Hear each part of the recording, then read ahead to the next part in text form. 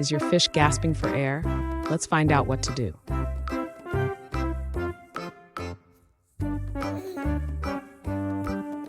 First, check the water quality. High ammonia or low oxygen can cause stress.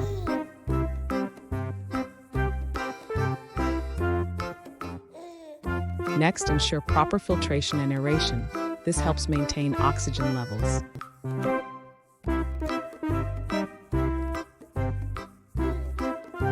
Lastly, observe your fish for signs of illness and consult an expert if needed.